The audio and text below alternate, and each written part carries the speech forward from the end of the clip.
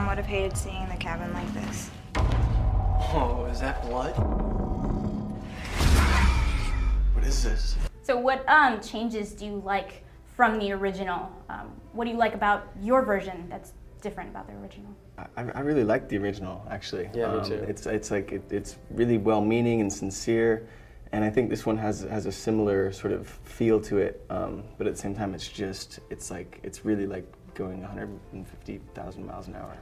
To me, it doesn't feel like they're the same movie at all. It's not like this is really a remake. They're really two separate entities. And so I can love each of them completely different. Right, Fede said that. He said, you know, it's not really a remake, it's a rebirth. Did he talk to you guys about that? What do you guys feel about that? About his vision of this movie? I think he did a great job, though, at keeping some of the visual style of the original. Yeah.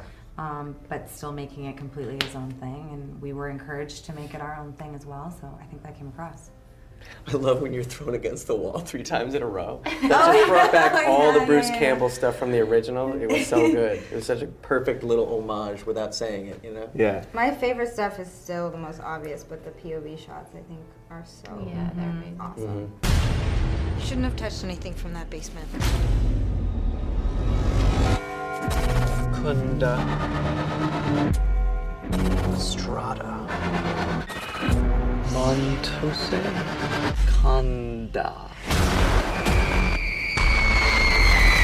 This is your first feature film. Man, after 3 shorts, how did you land this gig? I made a short with, you know, it was just another short, and it's called Panic Attack, and I think I made it with the spirit of just making a short, which may means nothing, but at the end of the day, it means that I wasn't making it to get anything. I was making it out of the fun of making it. You know, that's what everybody should do shorts for. Nobody should do a short trying to show off what they can do. It's all about just enjoying, you know, making it. I'm a fan of films, but I'm an even bigger fan of filmmaking itself, the crafts and everything that is involved around filmmaking. So I did one of those and ended up turning out, you know, worked great. Ended up being a kind of an overnight hit on YouTube, and so spread all over the world, and got to these guys, and kind of out of that, we started developing a movie of that short, and out of the relationship, we ended up, you know, making Evil Dead. It can only happen in the modern era. Yeah. True. Of something going viral. True. It wouldn't happen 10 years ago. It happened in a different way. Like actually, I met Robert Rodriguez last night here, and we were talking about that. How when he made the mariachi, like that was a very low budget, out of nowhere.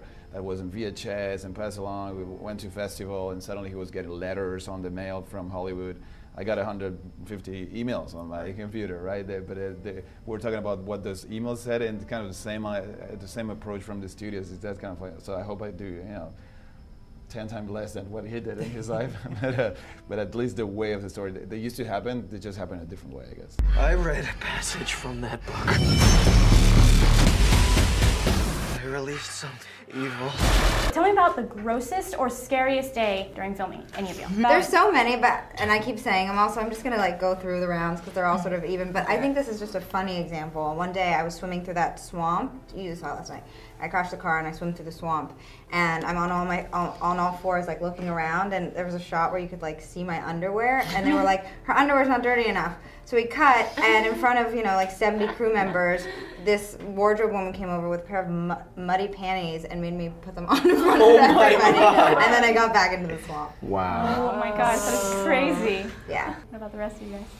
I mean, the obvious of cutting my face off, that was definitely the hardest part for me. That was crazy. Tell me about the needle coming out of your eye. Oh my God. I mean, it was cool because it's such an old school trick, you know, because it's just in your fingers, but we had to get it right, and it was so difficult. Fede's literally right next to me, and it was just all me having to do like this magic trick, you know? But it came out so good, and it looks disgusting. Yes. I didn't know that that's how you did it. That's pretty good. It was really pretty cool. Good.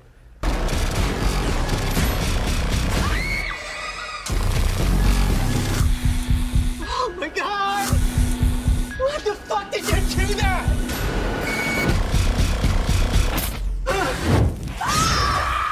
What was the reason or inspiration behind using a female lead? I guess it was just surprising to people. Like Evil Dead was always about a guy as a lead and female, you know, demons chasing these guys and torturing them, and you want to kind of surprise them. They've seen that film before, and the film is still there, and they keep watching it. It's one of those films that people still watch. So you kind of want to surprise them and plus, that's a shake it up. twist. For most of the movie, it's evil women tormenting men. Yeah. Do you think there's a sympathy factor involved with having a female lead? Like the audience gets more connected to I it? don't know. Maybe. Okay. Sam Raimi's theory was always that if you have a man scream like a woman, it's worse than a woman screaming like a woman. True.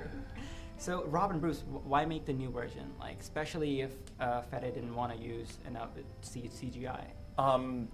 The reason to make the new version really came out of Sam. He was the biggest proponent, and he felt that so few people ever saw Evil Dead in a theater, and it was meant to be a theater experience that he always said, well, we should remake it. There's a good reason, and he also saw it as a tool to find a way to work with a new young filmmaker who could reimagine something. So those were Sam's key driving reasons, and Bruce and I became converts as the project went along further and further, and we got to know Fede and saw the take. And this is very underexploited too, this whole horror series.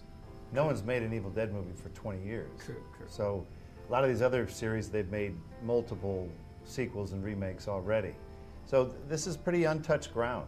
Talking to that, can we expect Army of Darkness sequel? Never say never. So, were y'all fans of the original Evil Dead? I was. Yeah. Yeah. Awesome. Since a I was like a hardcore little fan. kid, definitely. Yeah.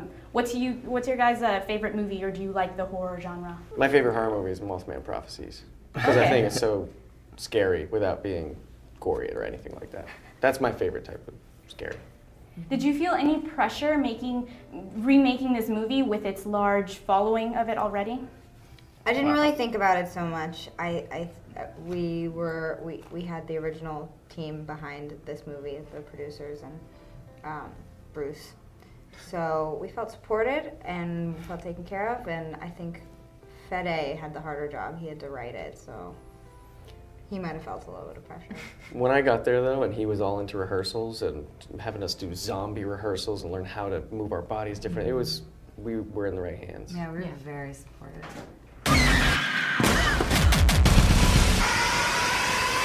Estás mirando SVN. Thank you so much. Stay tuned.